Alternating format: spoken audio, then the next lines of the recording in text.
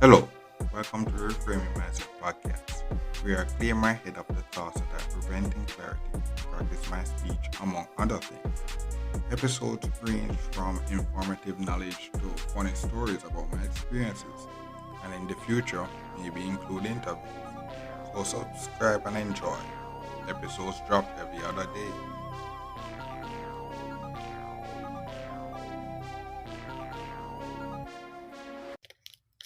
All right, so welcome, welcome, Jerameel James, to the Reframing Yes. Mindset. So before we get into it, so let's just get into something that Jeremy James, otherwise known as Superman, is known for. So he is my hall chairman, my first year at Preston, the co-founder and CEO of the Photo Oasis, writer, director, and producer, and a graduate of the University of the West Indies and Palm Beach Atlantic University. So welcome to the Reframe Mindset podcast. How are you doing today? I'm doing very well, thank you. Thanks for having me. How are you doing? Mm, I'm pretty great, as well. All right. So, That's good. so let's get into the interview. So tell us, Mm-hmm. so tell us about growing up in St. Mary and how a country you made it to the University of the West Indies, and why did you choose Preston as the hall to stay? So growing up in St. Mary was pretty easy. It was a pretty straightforward, simple lifestyle. There weren't many complications. There weren't many issues. We can just go about our days, play our cricket and football on weekends, go to the beach because I live near to the sea. um, and just live a pretty straightforward life. School was easy, nothing was hard. Um, and then when after sixth form or close to the end of sixth form, all my friends were applying to go to university, and so I saw them doing that, and I thought I would do the same thing. Um, and so I ended up applying. I heard that UWI was the best university in the Caribbean Yes. at the time, because at the time I had no idea about anything university related. So I heard UWI was the best. So obviously I was going to choose UWI because I only wanted the best at the time. So I applied to go to UWI, and then the time came to also apply for a hall because I don't have any family living in Kingston, so I have to apply to live on a hall, and so that led me to an elimination process based on the information I was getting from teachers and other students. Um, So the process of elimination went like this. Irving, I heard, was at the back of the university, so I didn't want to live at the back of the university. I heard that Taylor Hall was a ghetto hall, and I didn't want to live on a ghetto hall, so that one was also scratched off. Chancellor Hall was an all male hall, so I didn't want to live with only men. Yeah. And Mary Sequel obviously is a female hall. I can't live there, so that left me with two options: um, Rex Nettleford Hall or Preston Hall. And at the time, 1-3 wasn't around, so they weren't an option for me. And I didn't hear anything about ABC. Yeah. Um, so the big factor came down to the cost, because the cost of room on Preston was 139,000, whereas the cost on Rex Nettleford Hall was 194,000. So that was the big deciding factor. And so I applied to Preston, I got accepted, and that's what happened there. All right. So, what was orientation like for you? Orientation was a great experience for me personally. It was probably the highlight of my entire university life, because everything happened in the space of 2 weeks. We played all the sports, we did all the arts, and we participated in a lot of on-hall activities. Um, I During the first few days when they asked for volunteers to do things, I volunteered to do everything. And back then, orientation was, let's say, a more serious time than it is probably today.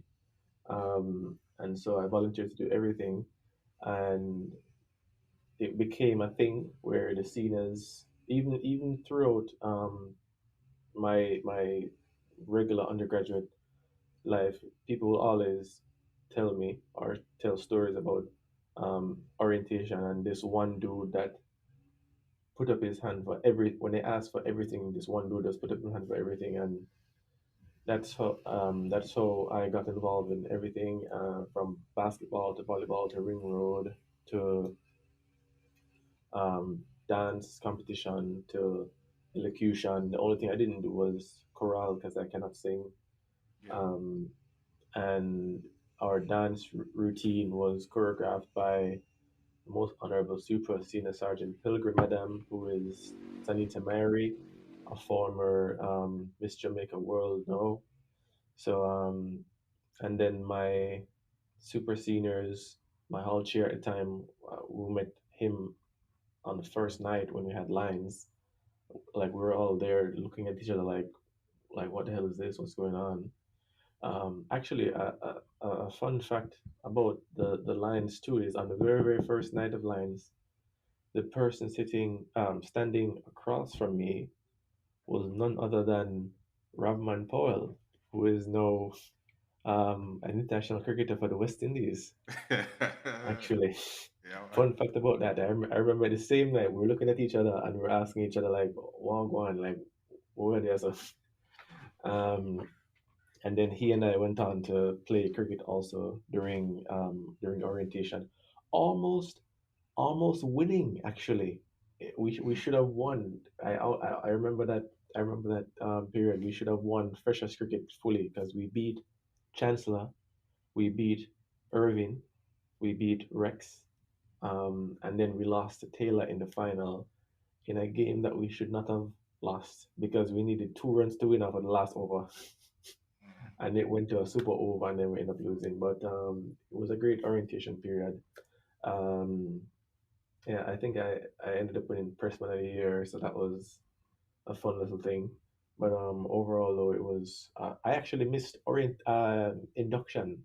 Fun fact too, Yeah. I missed induction because I went home to watch a Manchester United game. I Yeah. went home to St. Mary to watch a Manchester United game the same weekend as induction, so I was not inducted as a person. Mm. All right. So, I came in as a fresher, and then you were the hard chairman. So, filling the Mhm. gap between your orientation and my orientation. So, certain things to mention is what did you study, or was managing hall life and school life, and what prompted you into student leadership? So when I just started UWI, I was doing a major in banking and finance, just banking and finance, which was considered a special at the time. Um, and then in my second year, so this is in the summer of first and second year, I applied for a second major. So I added economics to banking and finance, so that became a double major. Um, During my first year, I continued with the participation in everything um, on hall because I don't know, I just really love Preston. I love all my friends, and we just did the most. I'm very competitive, so I always want to win everything. They actually made me zone captain too in my first year. And so it was me and Victoria. What's Victoria's last name? I can't remember her last name right now, but it was Victoria. Her Holland was Racket. Mm, And she and I were the zone captains for Zone 1 nights. I yeah. was also the cluster treasurer in my first year. Um, and I think I was also something on peace. I can't remember exactly what it was. Oh no, it wasn't my first year, it was my second year. But so I did all those mainly sports things and cluster activities throughout my first year. At the end of my first year, at the Hall Awards, I won the first year President of the Year award, um, which was a nice little feeling. Um, then my second year was absolutely crazy because like there were legit some people who thought I was going to die at some point because of the amount of things that I was doing in my second year. Yeah. So in my second year, I was invited by Peace to sit on the executive committee as second vice president. Um, I got accepted into UStat. Yeah. Um, I was invited by the environment committee chairman at the time, Lanville Kudger Blake, to serve as his deputy. I was made the games committee uh, public relations officer, and again I was zone one captain because the year before that we finished third, I think, and I was very disappointed by that. So I asked them to let me be zone captain again because I wanted to make up for all the errors that I made as zone captain in my first year. And in my second year, zone one actually won zone of zones Mm-hmm. um, with me as zone captain and Zanik as my deputy zone captain because I was so determined to win it that year. And zone one won zone of zones for the first time since like, I don't know, the 90s or something. Yeah. So that was a big deal. And managing hall life and school life was all down to, I guess, my organization skills. I tried to always be very organized in how I live my life because I needed to be. Otherwise, I would have probably crashed and burned at some point, doing all the things that I'm doing, Yeah. from UStat to school to hall to personal life to sports. Um, so I was just doing absolutely everything. I play football and cricket actively for the hall. I did that for all my years. And also that year, I also played volleyball and through javelin at US Sports. Um, and I think I also ran a race. I can't remember, maybe. But that's and at the end of the year, actually, this is a fun thing that happened. This is the end of my second year. Um, again at the Hall Awards, I won the Personality of the Year award. Mm-hmm. And this is quite a funny thing because I nominated my great friend at the time, Jason Virus Baker, Yeah. for the same award for Personality of the Year award. And then after the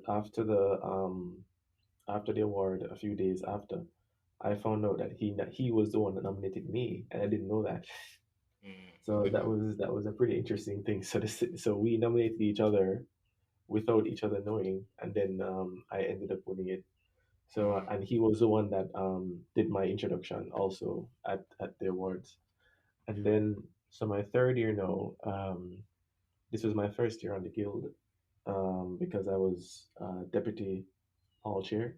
Mm. Um, and then so things kind of the amount of things that I was doing reduced, but I focused a lot in school that year, just recovering some grades and doing participating in guild activities, and then of course obviously still participating in hall activities.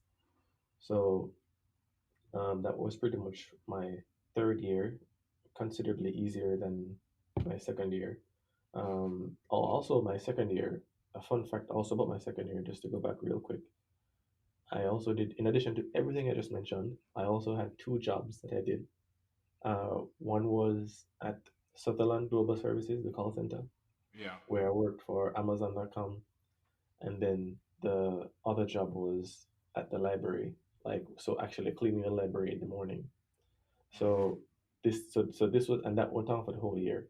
So literally, I was working the Sutherland shift from 9 p.m. to 1 a.m. Then I had to be at the library by 6 a.m. to 8 a.m. And then I did all the things that I mentioned throughout the day, and that went on for the whole year. So you're the real So Superman for real.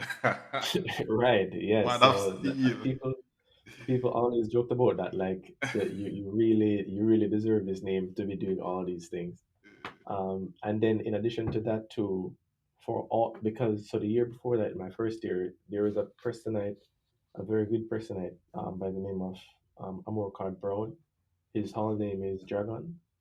He Mm-hmm. was the peace president, and he's very good at decor. Yeah. And so he used to be the one that decorates all of the hall's events, all of the administration events, and any hall committee event that needed decoration. He was the one who handled it. But he left in my first year, and so there was nobody to do it in my second year. So me and Virus were the ones to decorate the hall events for the whole year. And Mm-hmm. again, this was in addition to everything else that happened. Yeah. Um, so that was that, and then there was third year, which was pretty straightforward, and then orientation for your first year. Mm-hmm. All right. So the next question is, how was preparing for our orientation and your cause as your hall committee was known as one of the most close knitted committee that tell us about building such a relationship with your committee members while preparing for the orientation. So in any in any organization, it's always good when you can build a solid relationship between the people that you work with. It doesn't matter which organization you're a part of. People are always going to be more inclined to do things with you or do things for you if they like you, like all the time. It doesn't matter what you're doing. It doesn't Mm-hmm. matter if you're on the Preston Hall committee or if you're working for NCB or if you're working for Apple. It doesn't matter where you're working. If somebody likes you, they'll be more inclined to do something for you. Mm-hmm. Um, so that was one factor. Another factor is I am a family type of person, Yeah. and so I value camaraderie and cooperation and mutual love and respect in any group. Mm-hmm. So um, I tried to bring that quality or that trait to the hall committee. Yes. Um, I took I took my time um, immediately after the committee was picked, like elected rather. Immediately after the committee was elected, and I knew all the committee members, I took the time to have one-on-one sessions with all of them, from Mm-hmm. the deputy hall chair right down to the DAC, who Yeah. we picked for the first time that year. Actually, that would be Boxer, who you interviewed before. He was the Yeah. first DAC on Preston. Yeah. Um, and so I took the time to, I invited them to my room at the time, and I sat down with each of them, and we spoke about personal things about each other, who we are as people, their family backgrounds, and then eventually we talk about their position and what kind of goals they have for their position, and um, what they expect of themselves, what they expect of me, what how is the best way that we can work together to serve the hall and all that. And then as a group, I always it, I did this so much they got annoyed at me at one point, but um, I would create any excuse I could for the group to come together to meet and to socialize. Any excuse whatsoever. So if it was somebody's birthday, if we had an activity, if I just felt the need to call a meeting just for us to talk about something, anything at all, Mm-hmm. um, it was important that we come together as much as possible and gel and get to know each other. Because, like I said, if we are a close knit group, um, and if we like each other, then we're more inclined to help one another and to build each other up, especially during times of hardship. So that's how I prepared the orientation committee as a whole, Yeah. um, and uh, and that sort of trickled down into the hall committee throughout the entire year. All right. So, um, what did you kind of tell the committee members and stuff to enable them to stay so professional during the orientation process? Because the orientation, especially the lines and thing, you have to stay serious and turn up the whole thing. And that's all. Or you kind of Mm. get them into, so yeah, buy into this. So even though many of the things that we do during orientation with the freshers are meant to be humorous, some may say a lot of the stuff are actually quite serious as well. And the what you learn during orientation really does help you through your U life if you take it seriously. And that is sort of the message that I sent to the orientation committee that look, we are to be the embodiment of perfection at the University of the West Indies. This committee right here. So the standards that we set ourselves um, should be very high, and whatever we're training these um, freshers to do um, is something that we ourselves need to have mastered. So if we're telling them um, to stand in one spot, just hypothetical here, if I'm telling them to stand in one spot for 1 hour without falling, to people it may seem arbitrary and just why we're doing this, but we may interpret it as we're building discipline here and building your mental strength to be able to take on any task, no matter how stressed it is, and still come out on top because university life is hard, and Yeah. you'll come across obstacles, not exactly like that, but obstacles that will test your mental strength throughout your university life. And so, to get my committee to remain professional, with a combination of stressing to them the standards that we have to maintain as Prestonites and as ambassadors to the university. Mm, Um, the we have to be serious in how we're teaching these first year students um, to build certain attributes like their mental strength, their resilience, their appetite for excellence, um, and also I would I would be very serious with my committee. So they respected me very much, and so they know that I'm a very serious person, and so they sort of just what, let's just be serious for Jerahmeel because if not, we're not going to hear the end of it. So let's mm. just be serious. All right. So that's sort of how the approach that I took and the messages that I tried to send to them. All right. So, next question. What was your more favorite moments of the orientation or being the leader of the orientation experience my year Oh, during the this holiday? this was this is very easy actually. So there was a morning. This is a Wednesday morning. We had freshers volleyball, and I think this was in week 2. So we had freshers volleyball, and everybody was to come line up on whatever. But people were very tired because I think we had an activity the night before, like we ended pretty late, and everybody was tired. Mm, And we had lines, and all the super seniors were there, and we were waiting on the freshers to come out. And 16 freshers came out. 16 of the 70 odd that were there. mm, And I looked at it, and I said, "Where's everybody else?" They said, "Oh, they're sleeping, they're tired, or whatever." I said, "Okay, well, we're not going down to the bowl with 16 people, so you guys can go back to sleep, and we'll just forfeit the competition."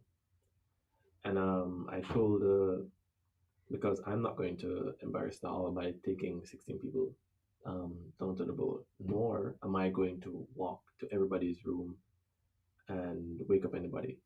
So I said to the hall committee, the orientation committee, that, okay, guys, well, guess you're not coming, so you guys can go back to whatever, and then we'll start preparing for freshers, the freshers fete, which was not freshers fete, freshers concert, which was mm. later that night, Yeah. which was the same day because it was a Wednesday.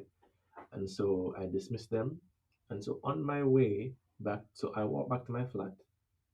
And then when I reached my flat, I realized that I left my laptop charger in the hall committee office. Mm. So I walked back to the hall committee office. And then on my way back to the flat, right behind Vikings there, I was I was hijacked, but not hijacked, like Dimple and Boxer stopped me as I was walking. Mm. And the two of them started talking to me and they were saying, most honorable super senior sergeant Superman, sir. So we feel very disappointed by this morning and we came to Preston for the hall experience and we didn't come to not go to the activities and whatever and we feel very bad. What can we do to to go play this game and to represent the hall well and whatever. And I was so moved. I've never been that moved in like a long time. And I said, okay, well, if you guys can get the people to come out and gather and how there we normally do it, then we'll go down. And they said, okay. And the two of them ran to every hall, to every cluster, and woke up all of the freshers, and they assembled in the driveway. And then I saw that and I told my orientation committee that guys, they're all out here. And they all came back. And then we went down to the bowl and played freshers volleyball. And it that was a great moment. It actually almost got very heated because we almost got into a fight with Chancellor, with Chansey. Actually, we almost got into a very serious, very serious fight, and all of the chancellor rights, the I don't know what they call them, the chancellor officials, but they were moving into the Prestonites and all of the pressmen. For I think you were you there that morning? Yeah, but they are playing, and Yeah, I have to send, I tell the boys them to go up on the chancellor side to protect the pressure. yeah, Pressures. right. So all of the freshmen created a barrier for the freshets. So that was and that got everybody riled up. That got everybody's blood pumping and adrenaline rush was high, and so everybody was happy at the end of it all. At the end of the morning, we went back up. We chanted loudly as we went back up to Preston. I had a talk with you all outside of the hall gates, and then and then we went on to win Freshers concert that night. So Mm, pretty good day if you ask me. yeah. Mm. So, how was the rest of the year leading the committee members to host their specific events? They can talk about the success and failures and in between, and also mention the times you have to do late night planning and convincing your committee member who are basically doing this as a service, not a job, and have school to focus on to do these late night planning. So throughout the year, I would always stress the importance of preparation to all of my committee members. Um, because as student leaders, this is not just a co-curricular activity for us to do. It's preparing us for future endeavors that we'll be doing, which are very similar. So I encourage them to treat the hall committee as if it was a job or an internship. Treat the hall committee itself as if it was a big, organization like a business or something, and not just what we know it to be now. So when it came to, for example, event proposals, let's say, because Dr. Jones is very strict on the 2 week proposal thing and what have you. So even something like that, I had all my and you have to remember the basis of this. I'm a stickler for preparation.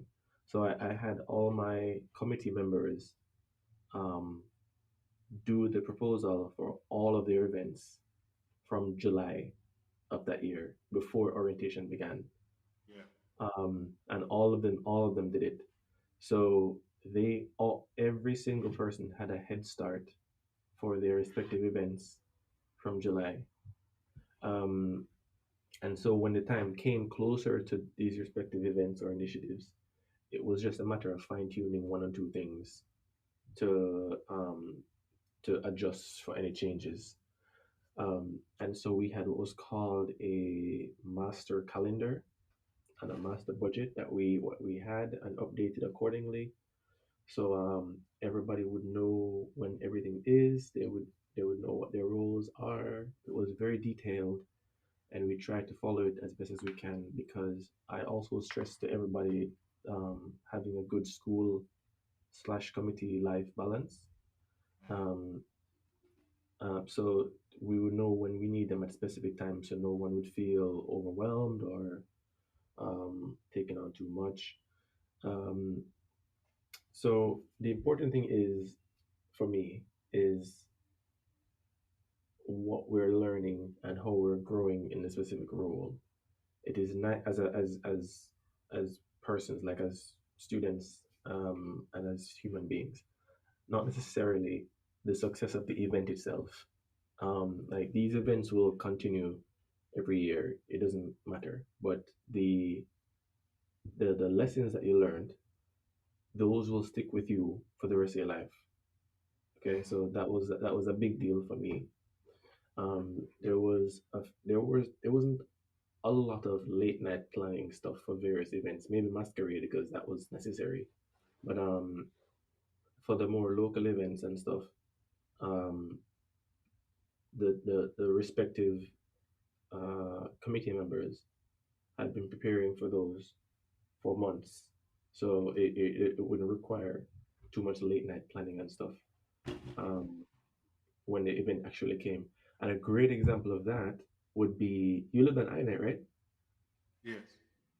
Yeah, so a great example of that would be the INET Week event, which was the first big event for the year. So French kids had been preparing for INET Week since April, from she was elected. So when the time came, everything was already in place for INET Week to be a successful set of events. Um, Again, there was just some like fine tuning things to be done. But that's sort of how I tried to encourage the hall committee people to treat the roles.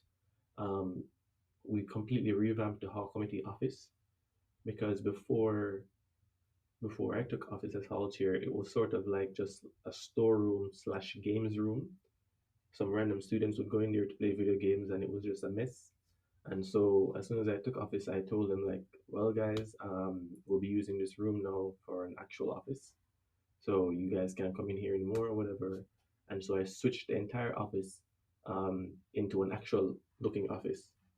Um, and it was highly commended by the administration, um, who thought, this is, pretty good stuff. They bought us chairs and plants, and I stole a painting from the conference room, and we got glass door. I was the glass doors that you see on the door there, in the hall committee office door. I was the Yeah. one that got those glass doors. Actually, I ordered them and got the glass doors because the doors that were on there were some old wooden doors. Yeah. Um, and the hall committee sticker that you see on the door, I don't know if it's still on there, but the hall committee sticker that's on the door, I was the one that printed that and got it on the door. So changing the hall committee office up and making it seem like a proper office space sort of gave the impression that we're taking this seriously, and we're very professional about what we're doing. Mhm. All right. So, being the hall chairman, you were also on the guild. So, talk about that experience being on the guild. So being on the guild was that year was interesting because we had a very unique challenge that we had going on for the whole year, and of course the president of the guild was a Prestonite, which was added incentive to be very supportive and give her my full backing all the time. mm, Um, and so the challenge we had that year was an increase in tuition fees that we were trying to prevent from happening. There was a 7% increase in fees being proposed by the university for a whole bunch of things, and we spent a good chunk of the year fighting that off. And I think we eventually won by the end of the year. I can't remember the outcome, but I think we won by the end of the year. But it was because that year also was the year when massive renovation projects were happening on all the halls. So, for example, for Preston, that was the year when tiles started going into the some of the clusters.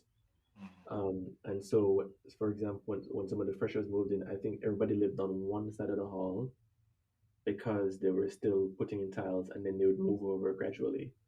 yeah. Um, but this 7%, so this became a whole thing on the guild. Like there were many late night. That is when we had late night meetings, because we had to have meetings of how we're going to argue it, counter proposals, um,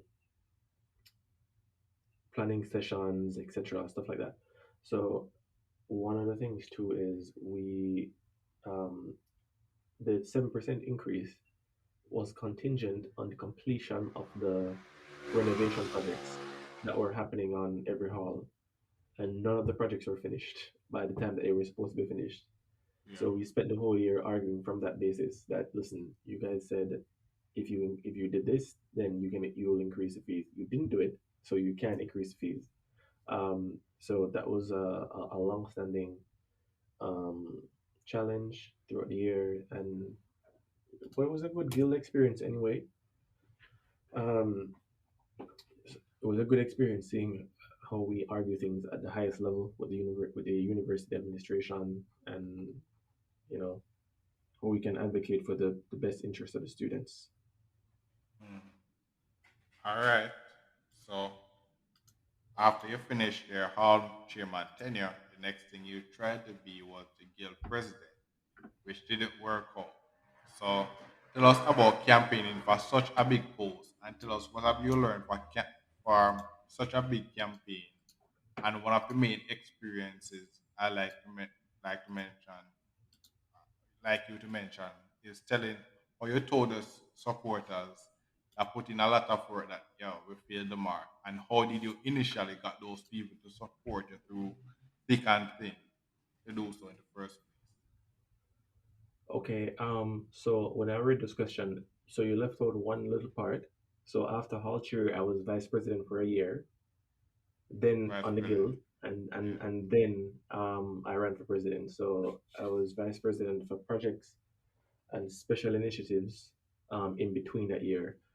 But so running for president now wasn't really running for president wasn't really something that was in my head to do necessarily because I had other things in mind that I wanted to do. But when I saw um, when I saw how the guild operated, and I saw this as I was vice president, it's because I was vice president why I was able to see like the internal runnings of the guild. Um, I saw various things, and I thought the guild was underperforming a little bit. I thought that there was a lot of things that we could be doing as a student body um, to advance the welfare of not just the university but also the country. And so this was my general this was my message to anybody who thought that I could do it, um, i.e., student supporters.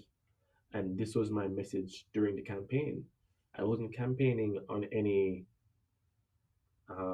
big policies. I wasn't campaigning, not policies, promises. I wasn't campaigning on any grandiose thing for the university.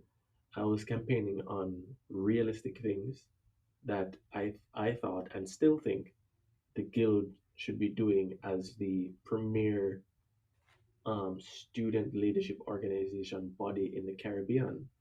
Yes. So that's a very big deal that people forget. The Guild Council is the top student body organization and probably the top youth leadership organization in the entire Caribbean. So this body needs to, in my opinion, needs to be doing a bit more than arguing about fees, um, putting on carnival and integration, and sports events and such. Right?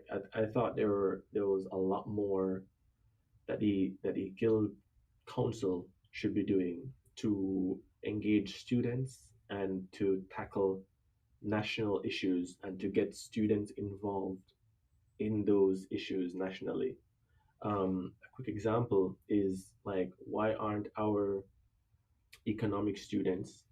Um, why isn't the Guild Council, which is the premier student leadership body, facilitating their fellow students, economic/government students, in having active conversations and inputs in national policies?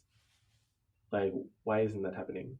For example, so that's that. In addition to other things, were some of the messages that I was trying to get out there about my intentions, and that sort of appealed to my supporters. And they know, most of them knew me. They know my work ethic.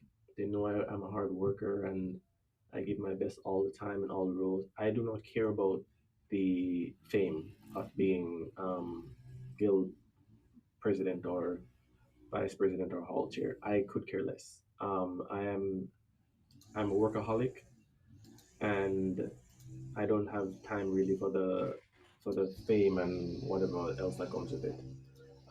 So that was my message to them, and then I tried to encourage them to also believe the things that I was saying, in an effort to win this campaign and then effect these things. Now, in terms of the failure of it, um, with any campaign, there is always a possibility of loss. That happens all the time. Like that, this is just life. Nobody wins everything. Mhm. But the important thing is we need to run a fair and honest campaign, um, and appeal to the values and the norms that we ourselves as a group were trying to represent. That was my intention. My intention was not to smear anyone, was not to bring down any other candidate or any other group. Our message simply was to appeal to the more intellectual side of you students of what's possible as a collective body. Um, and us not meeting that mark is just a testament to the election process of the students. Yes. So it's not a failure per se. It is more the students prefer a different ideal Yes. at this moment in time, and so obviously we have to appreciate that preference Yeah. and wish the candidate um, whom they have entrusted um, their ideals in to fulfill his mandate, or entrusted their preference in to fulfill his mandate, and that is exactly what we did. I was the first, well, not the first, but as soon as I saw Grant the first time after the election, Yeah. I congratulated him and I wished him all the very best Yes. throughout his tenure. I saw Etel afterwards. I congratulated Etel on a hard fought campaign. I'm of the opinion that if Etel was not disqualified, he would have been the winner. Um, I didn't see the others afterwards because they sort of just disappeared. But I saw obviously Ethel and Grant were on the guild still, so I saw them in meetings and stuff afterwards. So I congratulate both of them and wish them all the very best. And it looks like everything is worked out. Yeah. Ethel is now doing well as an economist. Grant is doing well, working at university, I believe. I think. Mm. So everybody's doing fine. So at the end of the day, life goes on. Yeah. Oh, one thing else, you mentioned that you were the VP PSI, so I kind of see. One thing I kind of always wanted to know is the budget, the guild budget. How It, how was it managing the integration and then doing um something grander, carnival. How did um, you see the behind it working? How was that managing that budget? And then other things, so other minor things that the average person doesn't really care so at the executive level, we have people for every role. Um, so the budget specifically is handled by someone else. Um, I'm trying to remember who the treasurer was, and I can't seem to remember right now. I don't know. Oh, it was Etel. Was Etel? Yes, yes, yes, yes. Etel was the treasurer, so Etel handled the money. Um, and Navron Henry was the CEAC, and he handled like the actual execution of the events. So I was in charge of the sponsorship aspect. Um, and so all of these members of the guild were all um, they know what they're doing, and they're hard workers, and they want to do well. So when it came to an event like integration, for example, Navran would plan it. Um, so he would decide, practically what time it starts, what time it ends, who's going to perform, what's the theme of the event, whatever. So he and his committee would handle that. ETEL and his committee will handle ticket sales, the collection of funds, the disbursement of funds, um, and the selling of various things that happen that are sold at the event. And I would handle who decides to partner with us for these events. For about. example, and I'm just making this. I can't remember who the sponsors are, but Coca Cola, Smirnoff, Flow, whatever. So I would handle that part. So I would negotiate with these people what their contributions are. How can we um, enhance your brand? um, and so we all work as a team in that way. And then for Carnival, um, again, it's just you have to break it down into simple terms. It's four events. There's Integration Carnival, there's Juve, there's Ring Road, and then there is Beach Carnival. So again, as it concerns Navron, he and his team would have been planning that from, I would say, January. What their themes would be, how they're organizing the packages, um, and how they want the event to look. ETEL again will handle the disbursement of funds and making sure that our spending stays within budget, um, and we try and recoup the revenue that we expected to get from the beginning. And then I would handle the negotiations with the various entities. I recall meetings with Pepsi, Carousel, Coca Cola, Smirnoff, Appleton, Red Stripe, and some others. So that's sort of how we all work in unison. And then the various committee members and other guild executives and hall chairs would chip in with their individual roles, but also helping out wherever they can. Yeah. All right. So after that, can just tell us about the rest of your UE experiences and things achieved and memorable experiences in your UE time. Um, so one of my more memorable experiences at UA is when I was on Preston. Oh, most of it comes from Preston, really. One memorable experience was in my first year when we were playing, not playing, we are participating in Fear Factor, which is a competition put on by Amsterdam. And I was in the second to last activity, and I had a partner. We were in a race, and I was blindfolded, running with a frog in my hand, and my partner was directing me because he was not blindfolded.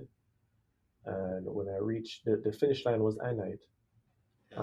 And when I reached on the stretch, that long stretch going into I night, my partner told me that, and so me with my exuberance sped off, but then I veered off onto the grass Yeah. and ran right into the grill, um, and ended up at the hospital that same night, getting 4 stitches in my face.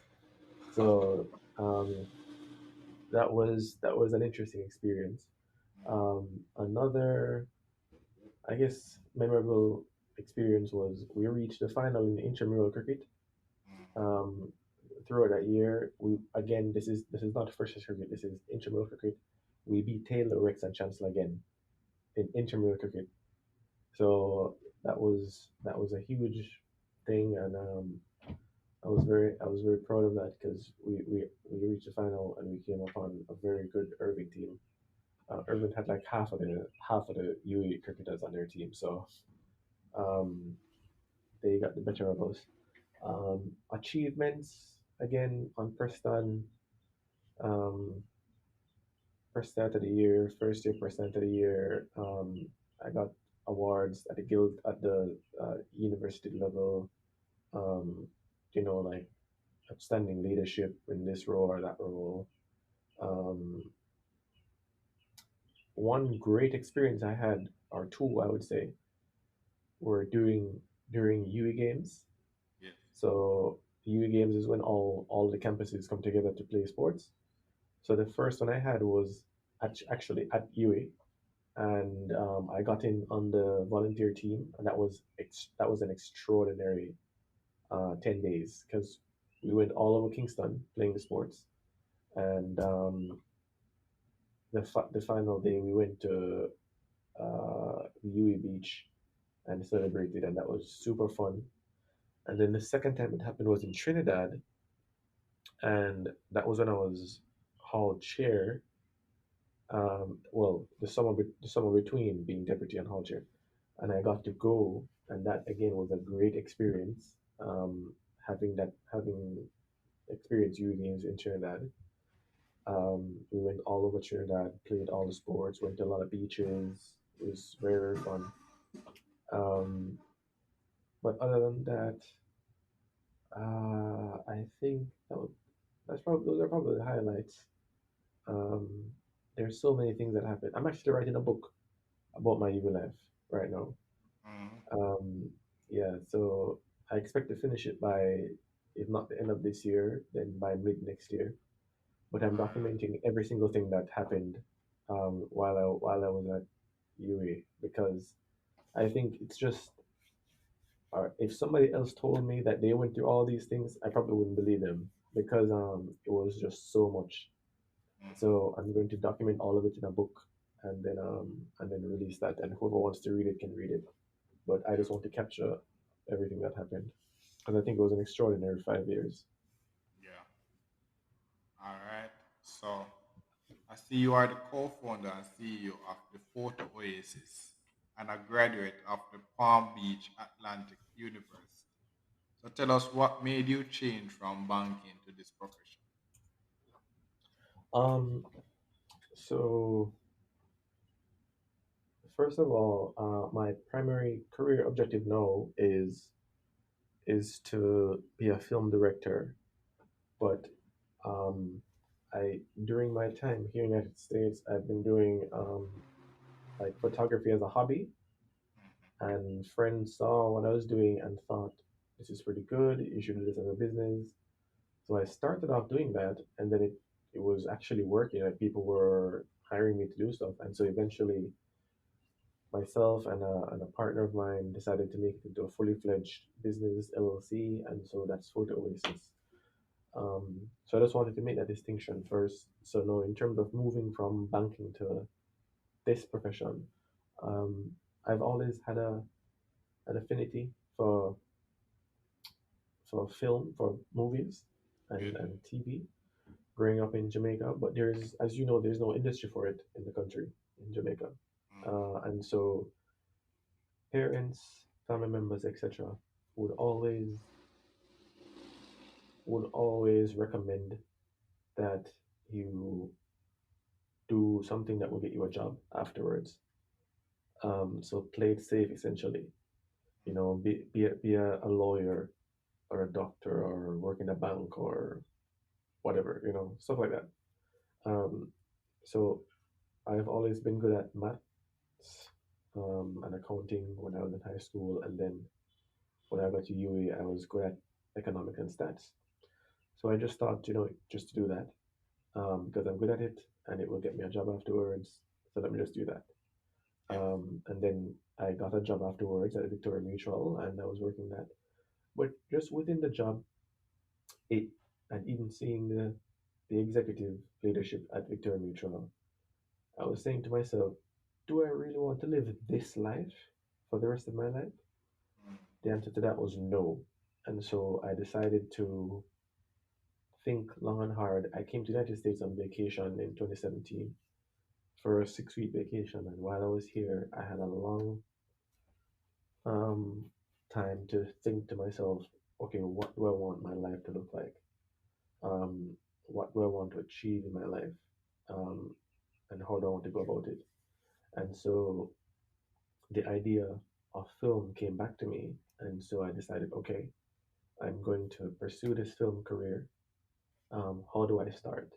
A good way to start, because at the time I had no idea about anything in film, nothing whatsoever.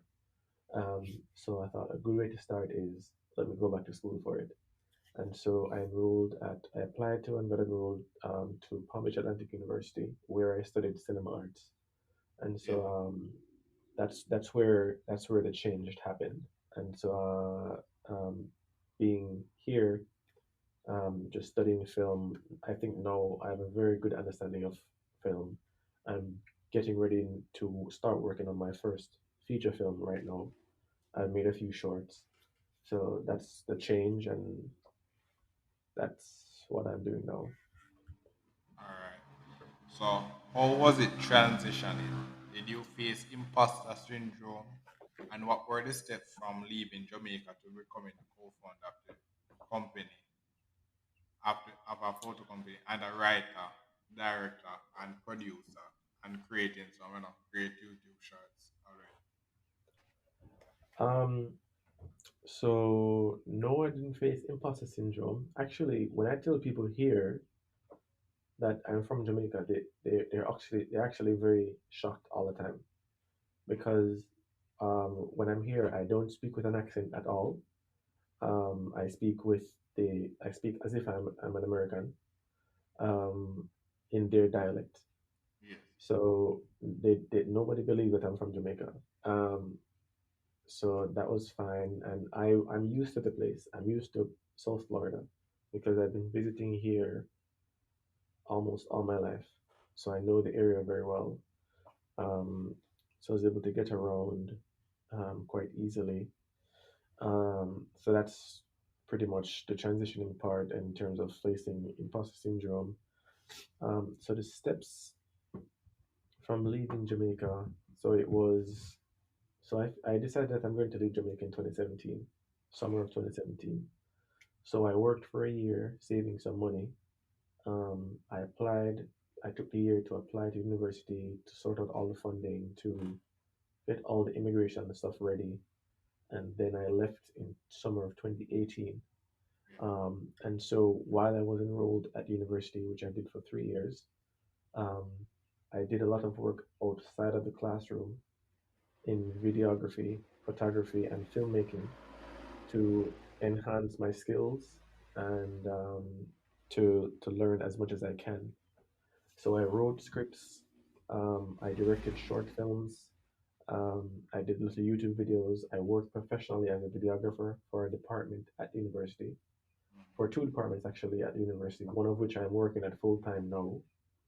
Um, and I just kept doing that. I kept doing it every day.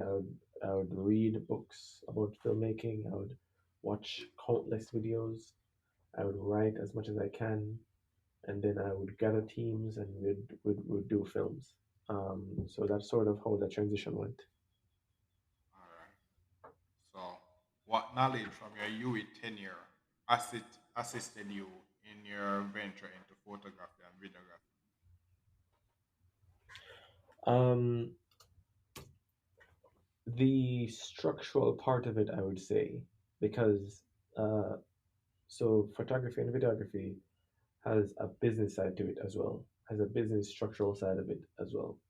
Um, sending emails, preparing documents, especially legal documents, um, and just overall structurally managing your time as a person and managing your tasks and overall projects.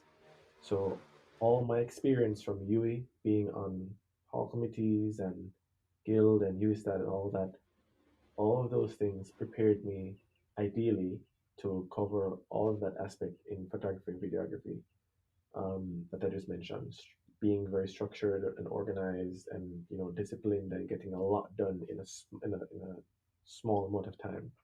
Yeah. That's how I would say that my UE time assisted me in photography and videography. There wasn't much from a creative perspective because I didn't do anything creative um, in this type of way at UA. Yes. So it's more the other side of it. All right. So, speaking about all this now, your experience, accomplishment, etc. What can you say is your keys to success? Being a leader, a visionary, as leading the present orientation, create a lot of great leaders, and how you balance all of that with other aspects of your life. Um, so there are many keys to success. Like, and I don't consider myself overly successful at the moment. Um, but what I've learned is that there are many keys to success for many different people. No, there's no one formula for everyone to follow. Well, there are some formulas, but there's no one set formula that is best for everybody. Yes. Um, I would say that one key to success is there's always the aspect of preparation. Like people who prepare for things, um, who take the time to prepare, are more often than not more likely to succeed than those who don't prepare. Yes. And that's a basic thing. Like you learn that from primary school. You know, Mm-hmm. do your homework, read before class. Um, that transcends to the rest of life, believe it or not. Um, so there's that. There's the For me personally, I management is very important, and being organized is very important because I do many things, especially now. Yes. So if I'm not organized, then things will get chaotic and likely nothing will get done. But being organized, and being organized can simply mean you have a piece of paper, you write down the 5 things that you want to do today, Thursday. Write down the 5 things that you want to do. Write down what time you want to do them, and then cross off the list as you do them. Yes. Something as simple as that. It doesn't have to be a complex Excel sheet with things um, and a breakdown of what you need for each and whatever. It can be something very simple. Mm-hmm. So I would say prepare, be organized, and take the time to create a vision of what you want to accomplish. Yes. Don't just live life, arbitrarily. Take the time to learn about yourself, um, and about what you like, and what you want to spend your days doing.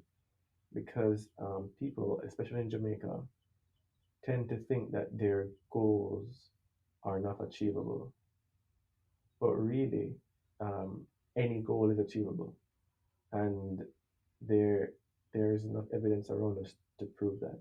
Like Mm, anywhere you look, there's evidence to support the theory that any goal is achievable, no matter what you want to do.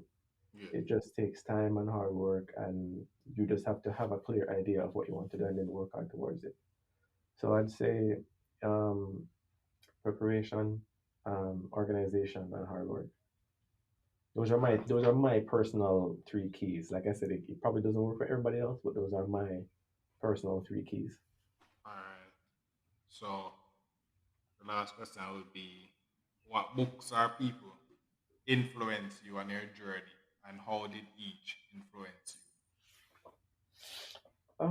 So different people influence me at different parts of my life.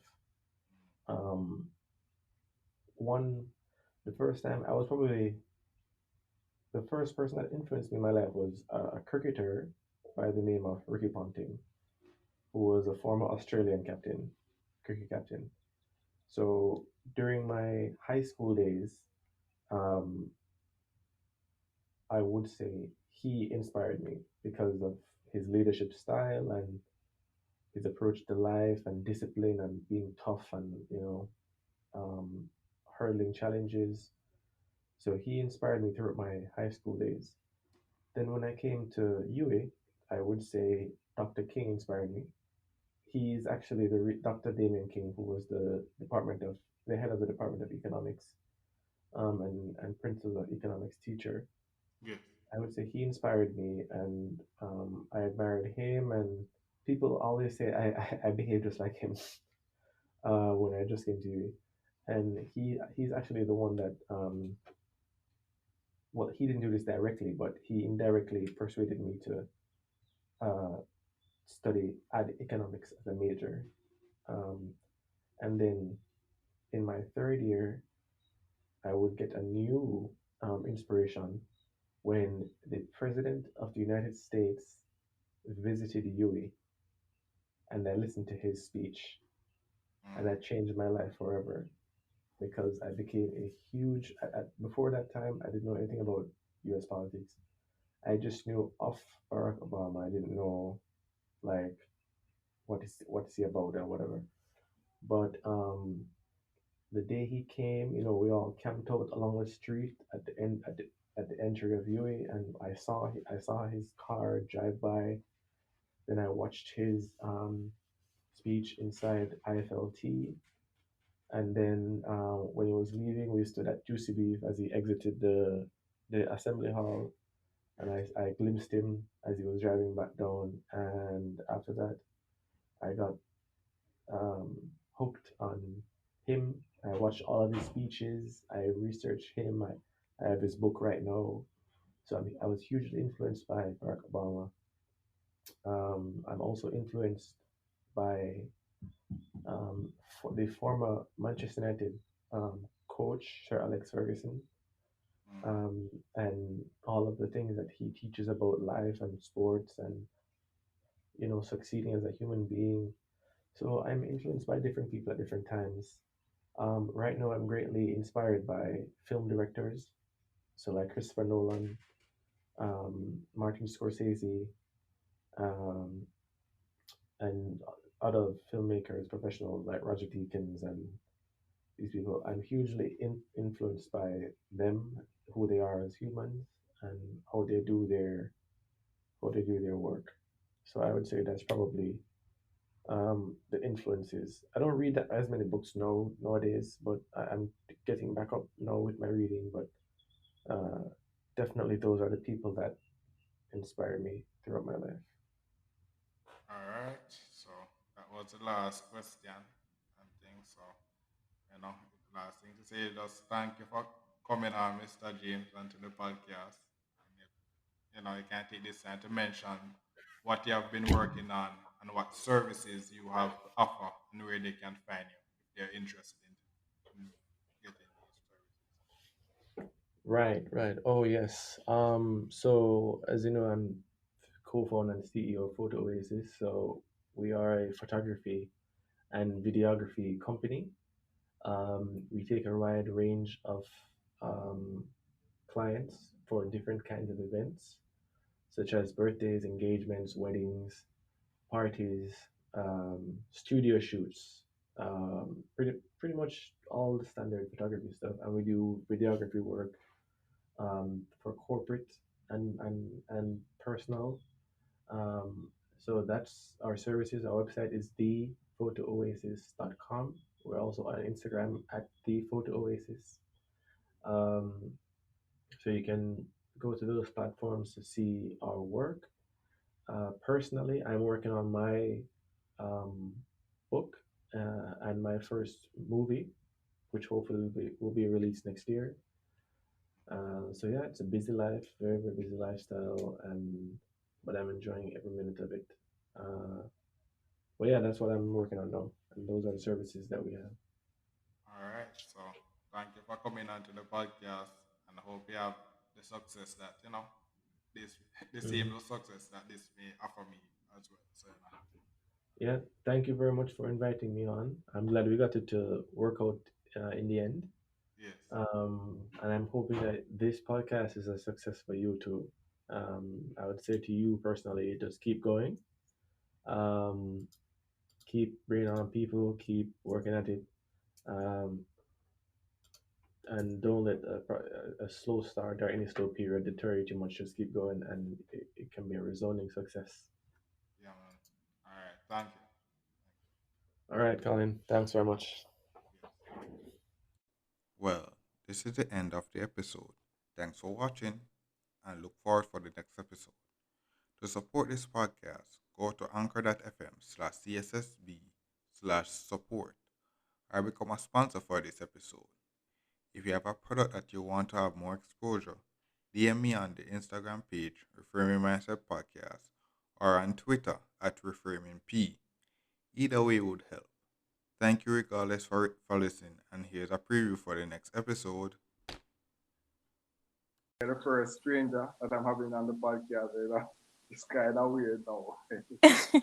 You don't have to be nervous, man. Just be you. All right, so let's get into the interview. So, Mhm. you're a Jamaica, you're a person in Jamaica intentionally trying to see God's face according to your purposely for description. What Mhm. made you into that purpose? It felt like I didn't choose it. It chose me. God just said, it's time for a change and it's time for me to use you uh to build my kingdom. So ultimately I didn't choose this. It was chosen for me. It's like it was designed for me. Uh, all right. So, next, how was growing up in Jamaica? What primary school you go to?